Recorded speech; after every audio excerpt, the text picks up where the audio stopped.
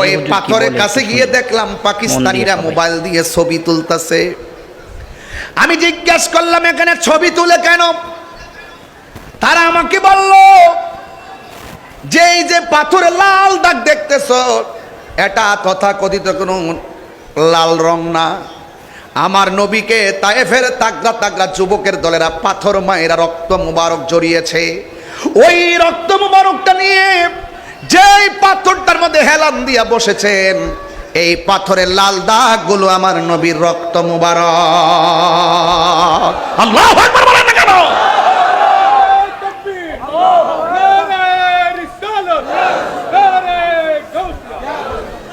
আমি ধীরে ধীরে আলোচনায় ঢুকতেছি ভাই আমার।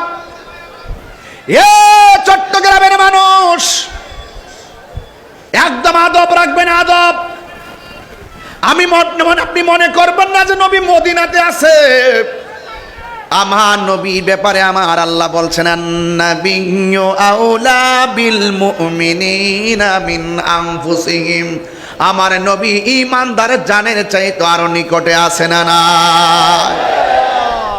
তোমার কাছে আমার কাছে মদিনা বড় দূরে লাগে, কিন্তু নবীর জন্য মদিনা দূরে নয়।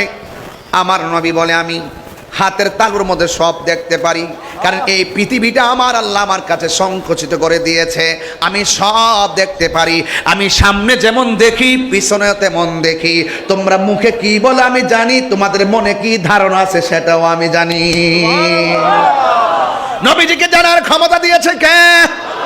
আরো জোরে বলুন কে? এ যুবক, আমি জিজ্ঞেস করলাম কি এটা? বলতেছে নবী রক্ত মুবারক। পাকিস্তানিরা মোবাইল দিয়া ভিডিও করতেছে। আমি বাংলার জমিনে একটা ক্যানভাসার, মদিনায় গেছি আর মক্কায় গেছি আর যাইতে পারি কিনা জানি না, তাদের পায়ের ফাঁক দিয়ে আমার মাথাটা ঢুকাইয়া যেই মাত্র শুনছি নবী রক্ত মুবারকের দাগ লেগে আছে, তখন আমি কে শিরিকের ফতোয়া দিব, কে বেদাতের ফতোয়া দিব, কে আমারে জেলে নিয়ে যাবে সেই চিন্তা আমি করি নাই।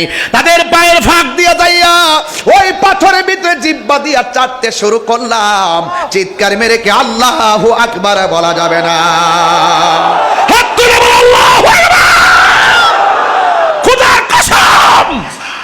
এই পাথরের পাশে একটা মসজিদ আছে, এই মসজিদের ভিতরে যে গাছ আছে, গাছ দিয়ে কিন্তু মসজিদ বানাতেন তখন।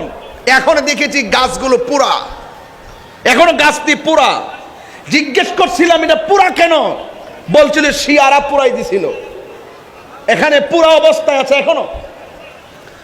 ওই মসজিদের সামনে ডান কানে মেহরাবের ডান পাশে পাকিস্তানিরা আমার পাগলামি দেখে আমাকে নিয়ে গেছে এশারের নামাজের টাইম।